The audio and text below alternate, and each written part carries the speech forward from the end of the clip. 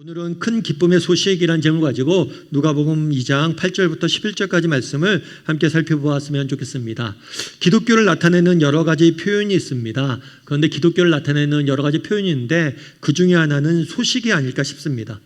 이 세상에 존재하는 대부분의 세상 종교들은 도덕적 가르침을 가르치는데 중점을 두고 있습니다.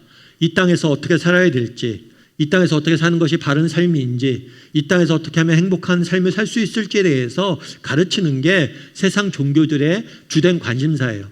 그런데 기독교는, 물론 기독교에도 이런 도덕적 가르침이 있습니다. 살인하지 말라, 거짓말하지 말라, 도둑질하지 말라, 이런 도덕적 가르침이 존재하지만 기독교의 관심은 이런 도덕적 가르침에 있지 않습니다.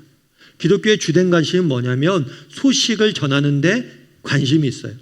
그래서 실제로 역사 속에서 어떤 일이 일어났는지, 그리고 이 일이 오늘날 우리에게 무슨 의미가 있는지를 알리는데 기독교에 관심이 있습니다. 그렇기 때문에 기독교에 보면, 여러분들이 성경에 보면 이스라엘 역사가 기록되어 있는 거예요. 남의 나라 역사를 배우는 이유도 실제로 역사에서 무슨 일이 났으며 그것이 오늘 우리에게 무슨 의미가 있는지를 배워야 되기 때문에, 기독교는 그것들을 전하는 종교이기 때문에 우리가 배우는 겁니다. 오늘도 마찬가지예요. 오늘 본문에 보면 천사가 목자에게 한 가지 소식을 전합니다. 그리고 이 소식이 크고 기쁜 소식이다라고 말합니다. 그래서 오늘 저는 여러분과 함께 이 천사가 목자들에게 전한 소식의 내용이 무엇인지, 그리고 이것이 왜 크고 기쁜 소식인지에 대해서 여러분과 함께 살펴봤으면 좋겠습니다. 그리고 이것들을 통해서 성탄의 의미에 대해서 함께 이야기를 좀 나눠봤으면 좋겠습니다. 첫 번째로 오늘 천사들이 전한 소식이 크고 기쁜 소식인 이유는 뭐냐? 그것은 하나님의 계획 때문에 그래요. 뭐 때문에 그렇다고요? 하나님의 계획 때문에 그렇습니다. 우리 11절 말씀을 한번 같이 읽어보면 좋을 것 같습니다. 같이 읽도록 하겠습니다. 오늘 다윗의 동네에 너희를 위하여 구주가 나셨으니 곧 그리스도 주시니라. 천사들이 나타나서 목자들에게 예수님의 출생 소식을 전하게 됩니다. 그런데 예수님이 어디서 태어났냐면 다윗의 동네에서 태어났다라고 말합니다. 여기서 말하는 다윗의 동네는 어디냐면 베들레헴을 의미해요. 이 베들레헴은 예루살렘으로부터 한 8km 정도 남쪽으로 떨어진 굉장히 작은 성읍이었습니다. 그 베들레헴이란 작은 성읍에 예수님이 태어났다라고 목자가 소식을 전하고 목자들에게 그곳에 가라고 명령을 합니다. 그런데 우리가 여기서 한 가지 기억할 것이 있어요. 그건 뭐냐면 예수님이 베들레헴에 태어난 것이 우연히 된 일이 아니한 거예요. 우연히 베들레헴에 태어난 것이 아니란 거예요. 하나님께서 미리 계획하셨고 선지자를 통해서 미리 예언하신 것이었어요. 우리 미가서 5장 2절 말씀을 같이 한번 읽어보면 좋을 것 같습니다. 같이 읽도록 하겠습니다. 베들레헴 에브라다야, 너는 유대족 소승에 작을지라도 이스라엘을 다스릴 자가 내게서 내게로 나올 것이라. 미가 선지자, 이 미가서는 미가 선지자가 쓴 예언서예요. 근데 이 미가 선지자는 언제 활동했던 인물이냐면 구약 시대 때, 특별히 예수님이 오시기 700년 전에 활동했던 인물이에요. 그런데 예수님이 오시기 전에 700년 전에 활동을 했고 700년 전에 기록해 두은 거예요. 뭘 기록해 뒀냐면 예수님께서 베들레헴에서 태어나실 것을, 이스라엘을 다스릴 자, 이것은 메시아를 의미해요. 그리스도, 예수님이 베들레헴에서 태어날 것이다. 베들레헴아, 네가 비록 작은 고을이지만 너는 큰 영광을 누리게 될 거다. 왜냐하면 너희 베들레헴에서 메시아가 태어날 것이기 때문이야 라고 미리 예언을 해둔 거예요. 그리고 실제로 700년 전에 예수님이 베들레헴에 태어날 것을 예언해 두었고 그 예언 그대로 예수님이 베들레헴에서 태어나신 것입니다. 이것은 기독교와 성경이 갖고 있는 독특한 특징이기도 합니다. 사람들은 성경을 인간이 쓴 책이라고 말합니다. 그리고 기독교를 인간이 만든 종교라고 이야기해요. 하지만 그렇지가 않아요. 만약에 성경을 사람이 썼다면 누가 700년 뒤에 태어난 아이의 고향을 맞출 수 있겠습니까? 특별히 예수님의 부모는 고향인 나사렛이에요. 사시는 곳이 나사렛이었어요. 그런데 그 당시 로마 황제가 인구조사를 실시하는 바람에 부득이하게 베들레헴에 내려왔다가 베들레헴에서 아이를 낳은 거예요. 게다가 부인인 마리아는 만삭이었어요.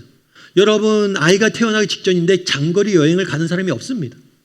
의도적으로 한 게 아니라 억지로 갈 수밖에 없었고 억지로 갔다가 아이가 태어난 거예요. 이것들을 어떻게 700년 전에 맞출 수 있겠냐는 거예요. 예를 들어서 700년 후에 서울에 살던 사람이 안동에 내려가서 다른 나라의 왕의 명령으로 해서 억지로 안동에 내려가서 안동에서 아이를 낳을 것이다 라는 사실을 맞출 수 있는 사람은 없습니다. 불가능한 거예요. 그래서 윌버 스미스라는 신학자는 이렇게 이야기해요. 뭐라고 얘기하냐면 고대 사회에는, 세계에는 미래를 예측하는 다양한 여러 가지 수단들이 있었다.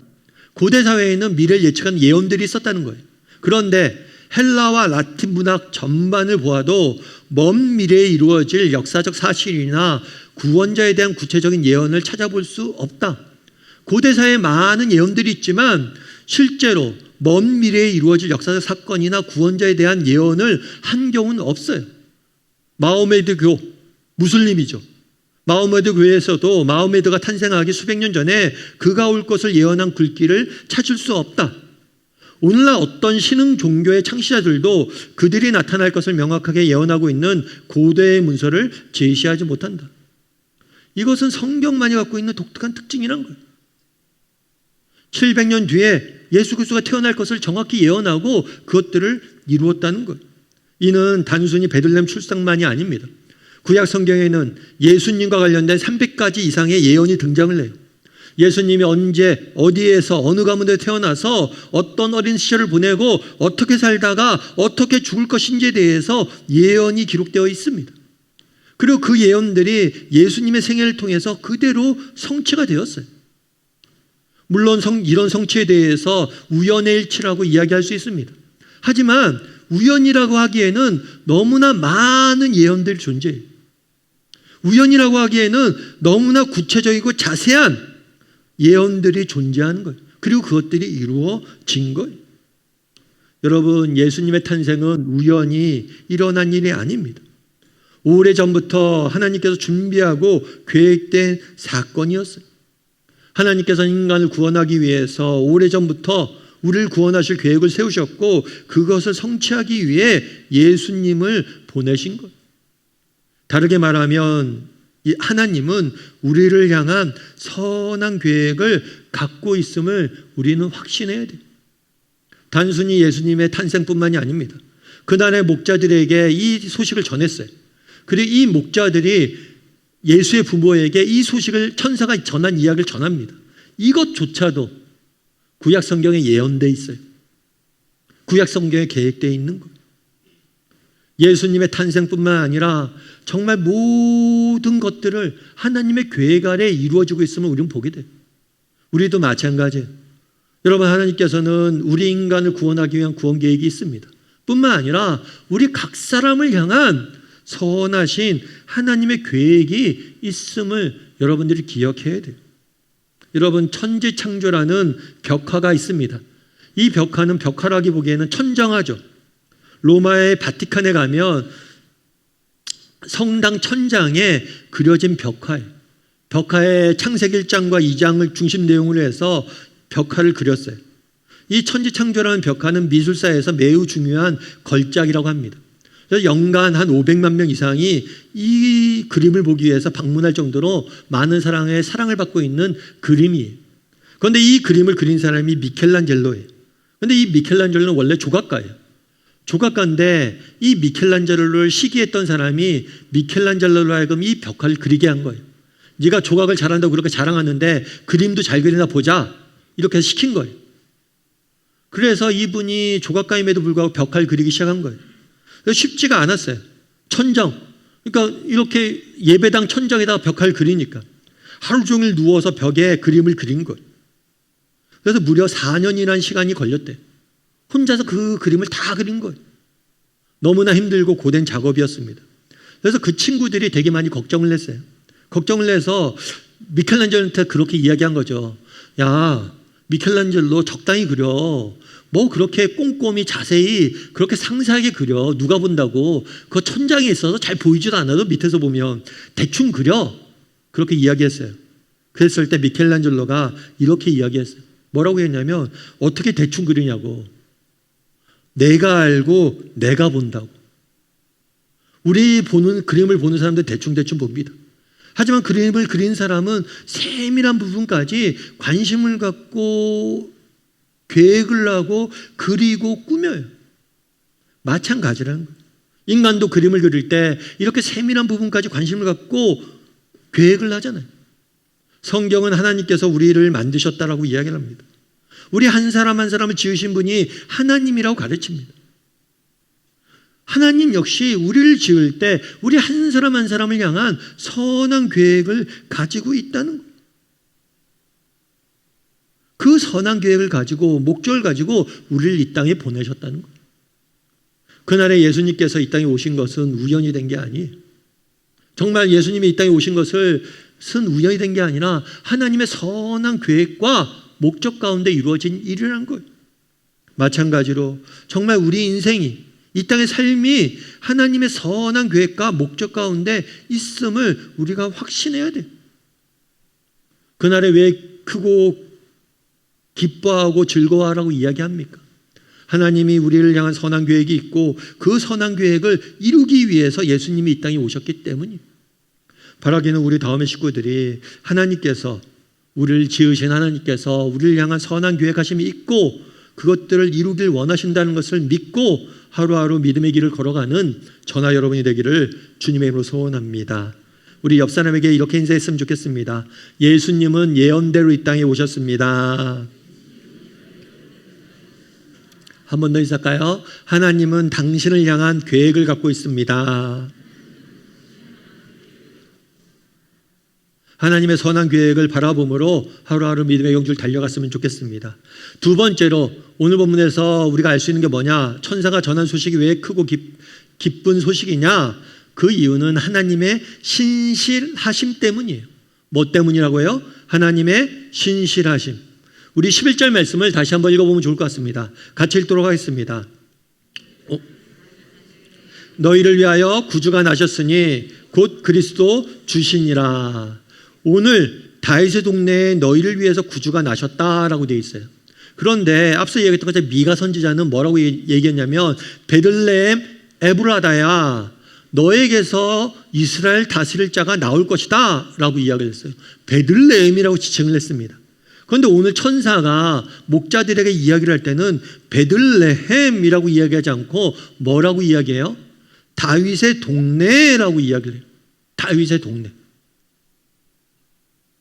왜 베들레헴이라고 이야기하지 않고 다윗의 동네라고 이야기했을까요? 그 이유는 이 베들레헴이라는 동네는 어떤 동네냐면 다윗의 고향이에요.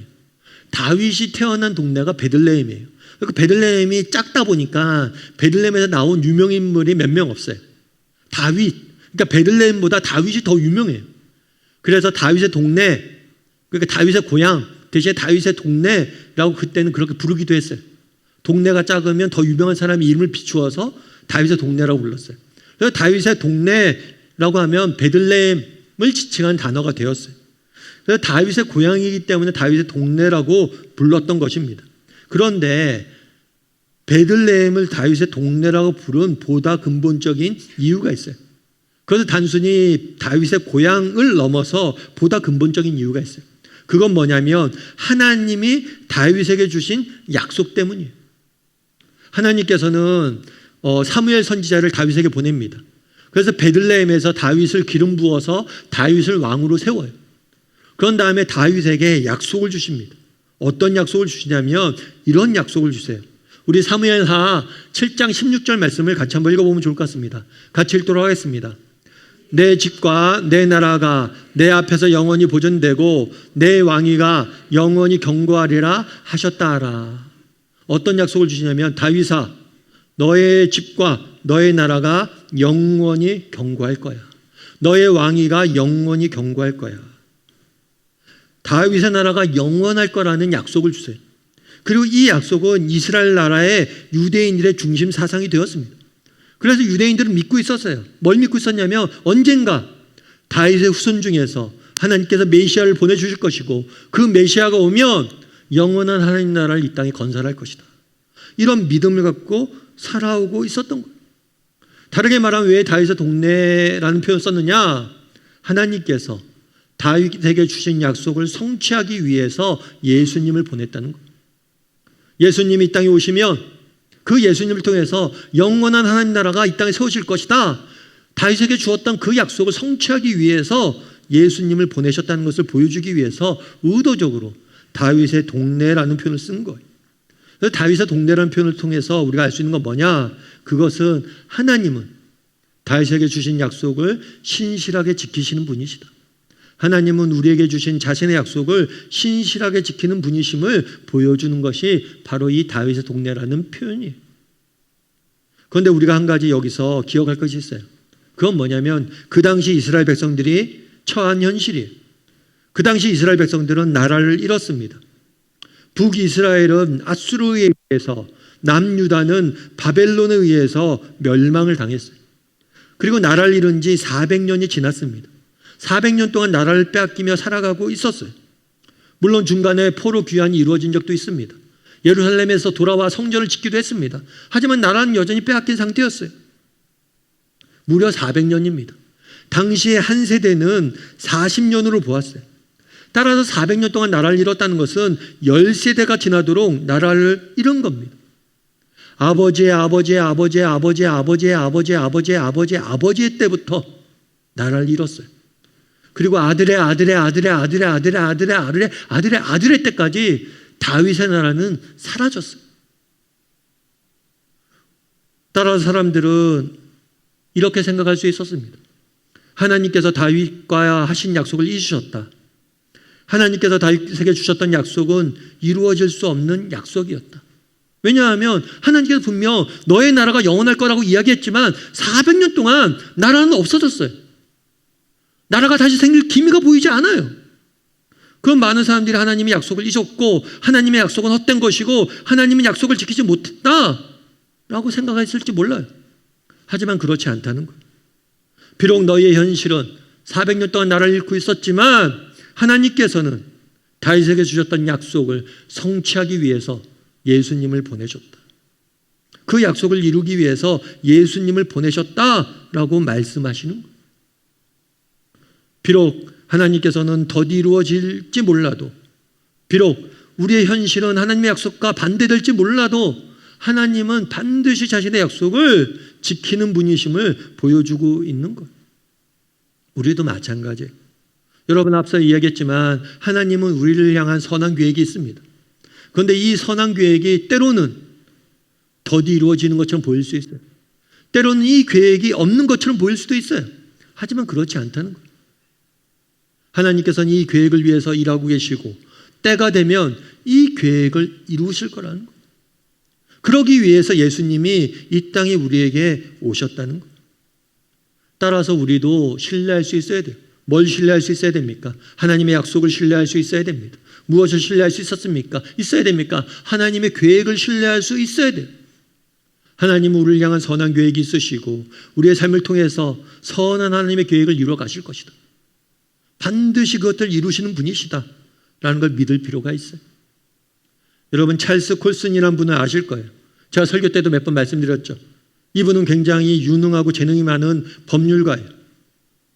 그래서 한때 닉슨 대통령의 법률 자문까지 되셨던 분이죠. 여러분 미국이 세상에 제일 큰 나라잖아요. 미국 대통령 아무나 되는 게 아니잖아요. 이 백악관에 들어갈 정도의 법률가다. 대단한 사람이에요.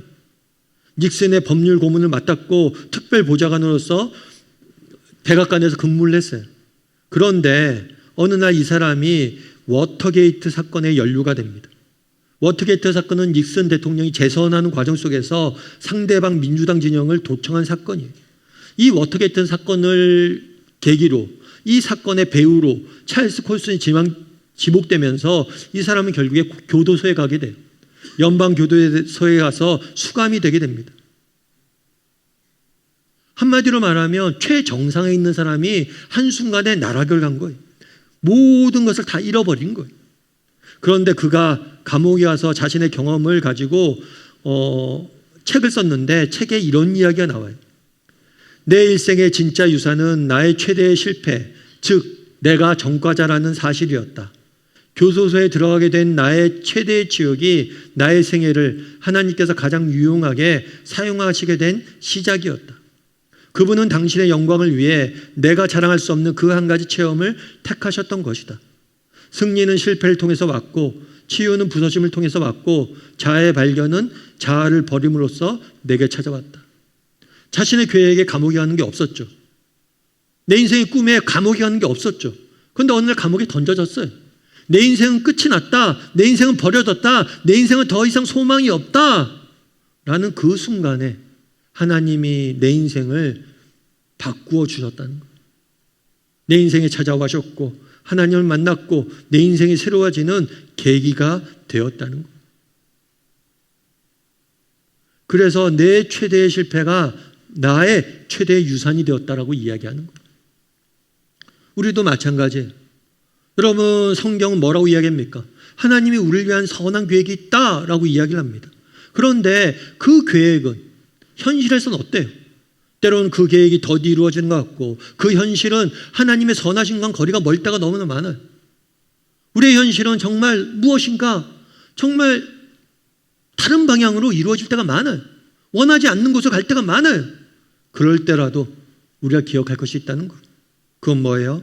하나님은 반드시 자신의 약속을 지키는 분이라는 것.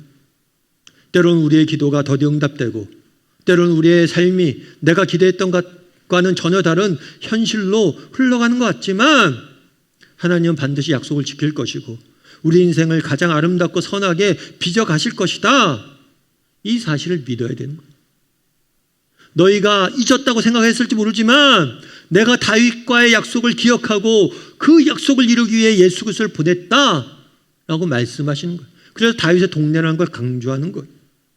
우리도 하나님은 반드시 자신의 약속을 지키는 분이심을 믿고 정말 믿음의 경주를 달려갈 줄 아는 저나 여러분이 되기를 주님의 이름으로 소원합니다. 우리 옆 사람에게 인사했으면 좋겠습니다. 하나님은 신실하십니다. 한 번 더 인사할까요? 하나님은 지금도 당신을 위해 일하십니다. 마지막으로 오늘 본문에서 알 수 있는 건 뭐냐? 하나님의 소망이에요. 천사가 전한 소식이 왜 기쁨의 소식이냐? 하나님이 주신 소망 때문이에요. 우리 11절 말씀을 다시 한번 읽어봤으면 좋을 것 같습니다. 같이 읽도록 하겠습니다. 오늘 다윗의 동네에 너희를 위하여 구주가 나셨으니 곧 그리스도 주시라. 여기서 그리스도는 메시아의 신약적 표현이에요. 그러니까 메시아는 구원자거든요. 구약 성경에서 너희에게 메시아를 줄 것이다 약속을 하셨어요. 다윗의 후손 중에 메시아가 태어날 거라 약속을 하셨어요. 그 메시아가 오늘 태어났다는 거예요. 그런데 메시아, 주이면서 또 한 가지 표현을 써요. 그건 뭐냐면 너희를 위해서 누가 태어났다고요? 구주가 태어났다라는 표현을 써요. 이 구주라는 단어는 복음서에서 딱 2번만 등장을 합니다. 그러니까 오늘 본문과 요한복음 2장에서만 등장을 해요. 마태, 마가, 누가, 요한복음에서 딱 2번만 구주라는 표현이 등장을 해요. 요한복음 4장과 오늘 본문이에요. 그래서 오늘 본문에서 그렇다면 이 구주라는 의미는 뭐냐? 구원자, 구세주라는 의미예요. 다르게 말하면 이 구주라는 단어는 뭐냐면 예수님이 이 땅에 오신 목적을 보여주는 거예요. 예수님이 이 땅에 왜 오셨는가? 그분이 우리를 뭐하기 위해서? 구원하시기 위해서 오셨다라는 걸 보여주는 단어가 바로 구주예요. 구주. 그래서 이 구주라는 표현은 예수님이 이 땅에 오신 목적, 다르게 말하면 우리를, 인간을 죄와 사망에서, 악과 고통에서 영원히 해방시키기 위해 오셨다는 거예요. 그날의 천사가 기뻐하고 즐거워하라고 이야기합니다. 왜입니까? 구주가 오셨기 때문이에요. 이제 우린 예수님을 통해서 죄와 사망에서 악과 고통에서 영원히 해방될 것이기 때문에 너희가 기뻐하라 라고 말하는 거예요. 예수님을 통해서 정말 죄와 사망에 빠진 우리를 구원하기 위해서 예수님이 오신 거예요. 이 사실을 우리가 기억해야 돼요. 여러분, 지난주에는 우리 사랑하는 이규천 장로님께서 하나님의 부르심을 받으셨습니다. 정말 이 장로님은 개척 초기부터 우리 교회를 섬겨 오셨던 분이에요. 교회의 울타리와 같은 분이셨어요. 교회를 개척하고 크고 작은 어려움들이 있었는데 이 어려움들을 이겨내고 교회가 세워질 수 있었던 것은 장로님과 같이 울타리가 되어주셨던 분이 계셨기 때문이에요. 그런데 안타깝게도 하나님이 장로님을 우리 곁에서 데려가셨어요. 왜 이렇게 일찍 우리 곁에서 장로님을 데려가셨는지 우리는 다 알 수가 없습니다. 우리의 마음으로는 더 우리 곁에 오래 계셨으면 좋았겠다라는 마음이 너무나 큰데 너무 일찍 데려가셨어요. 왜 그러신지는 저희가 알 수가 없어요. 다만 분명한 것은 있어요. 분명한 확실히 있어요. 그건 뭐냐면 장로님과 우리의 이별이 영원한 것이 아니라는 사실이에요. 우리도 언젠가 하나님 나라에 가게 될 것이고 그곳에서 우리는 다시 만날 거예요. 여러분, 그날에 예수님께서 이 땅에 오셨습니다. 왜 오셨어요? 죄와 사망에서 우리를 구원하기 위해 오셨다라고 이야기해요. 예수님을 통해서 우리는 죄와 사망으로부터 영원히 구원받은 존재가 된 거예요. 여러분, 이것이 얼마나 정말 우리 인생에 소중하고 가치 있는 일인지를 알아야 돼요. 언젠가 우리 모두는 죽음 앞에 서게 될 것입니다. 정말 언젠가 우리는 죽음 앞에 서게 될 텐데 그때가 되면 우리에게 영원한 생명이 있다는 게 얼마나 소중한 일인지 알게 될 거예요. 여러분, 그날에 왜 기뻐하라고 이야기합니까? 구주가 오셨기 때문이에요. 우리를 죄와 사망에서 구원하실 구주가 오셨기 때문입니다.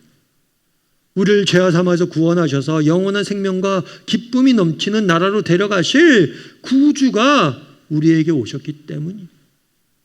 이번 한 주간은 성탄절이에요. 정말 예수님이 이 땅에 오셨어요. 이 예수님이 오신 이유에 대해서 정말 한번 묵상하는 시간이 되었으면 좋겠습니다. 우리의 구주 되신 예수님이 이 땅에 오셨다는 것이 얼마나 우리의 큰 기쁨인지 다시 한번 돌아보는 시간이 되었으면 좋겠어요. 그런데 여기서 한 가지 우리가 또 기억할 것이 있습니다. 그것은 뭐냐면 17절 말씀이에요. 우리 17절 말씀을 같이 한번 읽어보면 좋을 것 같습니다. 같이 읽도록 하겠습니다. 보고 천사가 자기들에게 이 아기에 대하여 말한 것을 전하니. 천사들은 목자들에게 예수님의 탄생 소식을 전했습니다. 그런데 목자들은 가만히 있지 않았어요. 자신이 들은 이야기를 누구에게? 예수의 어머니에게, 마리아에게 가서 전했어요. 천사가 이런 말을 우리에게 전했다라고 전했습니다. 그들은 예수님의 탄생 소식을 듣고 가만히 있지 않고 그것들을 전했어요. 물론 그들도 그냥 넘어갈 수 있었습니다. 하지만 그냥 넘어가지 않았어요. 그들은 자신들이 들은 소식을 전했습니다. 밤이 깊고 베들레헴 성내로 가기에는 늦은 시간일 수 있었습니다. 하지만 그들은 가서 전했어요. 하루 종일 양떼를 돌보느라 지치고 피곤하고 조금 더 쉬고 싶었을지 모릅니다. 하지만 그들은 가서 전했어요. 여전히 그들은 들녘에 있고 들녘에서 그들이 해야 될 일은 산적해 있었습니다. 그들이 해야 될 일이 너무나 많았습니다. 하지만 그럼에도 불구하고 그들은 가서 전했어요. 그들은 자신들은 목자들이고 우리같이 보잘것없는 사람들의 이야기에 누가 귀를 기울이겠냐? 라고 생각할 수 있었지만 그러지 않고 가서 전했어요. 우리도 마찬가지예요. 정말 우리가 정말 이 기쁜 소식을 깨달았다면, 정말 이 성탄의 즐거운 소식을 우리가 들었다면, 정말 성탄이 예수님이 오셨다는 소식이 진짜 내가 크고 기쁜 소식을 믿는다면 우린 전해야 돼요. 우리가 왜 전하지 못합니까? 이것이 크고 기쁜 소식인지를 믿지 않기 때문이에요. 정말 이게 크고 기쁜 소식인가? 내게 예수님이 오셨다는 소식이 나에게 즐거운 소식인가? 기쁜 소식인가? 자문해 봐야 돼요. 그리고 전해야 돼요. 이규천 장로님을 떠나보내고 여러 가지 생각이 들었습니다. 특별히 장로님이 마지막에 교회에 오셨을 때 생각이 많이 났어요. 장로님이 교회에서 어느 날 예배를 드리고 돌아가시는 길에 몸이 좋지 않았어요. 그래서 앰뷸런스를 불러서 교회 병원에 실려가셨습니다. 병원에 실려가셔서 치료하시고 좀 몇 주 지났어요. 그리고 장로님이 다시 교회에 나오셨어요. 절 1층에서 만났는데 그런 얘기를 하시더라고요. 목사님 일부 예배 온라인으로 드렸는데 현장에 와서 또 성도들 만나서 함께 예배 드리고 싶어서 나왔어요 하고 1층에서 만났습니다. 그런데 장로님이 건강이 안 좋으셨어요. 그래서 3층까지 못 올라오셨어요. 너무 힘드셔서. 그래서 1층에서 장로님 뵙고 기도하고 그냥 돌아가셨어요. 그리고 중간중간에 병문안을 장로님한테 갔습니다. 장로님께서 목사님 걱정 마세요. 빨리 회복해서 추수감사절에 가서 우리 예배해요. 성탄절에 가서 예배해요. 그렇게 예배를 사모하셨어요. 그런데 하나님께서 그 시간들을 우리에게 허락하진 않으셨죠. 여러분, 우리가 이렇게 오늘 모여서 예배하는 것, 여러분 이거 당연한 거 아니에요. 당연한 거 아니에요. 항상 있는 게 아닙니다. 영원하지 않아요. 정말 우리가 할 수 있을 때 해야 돼요.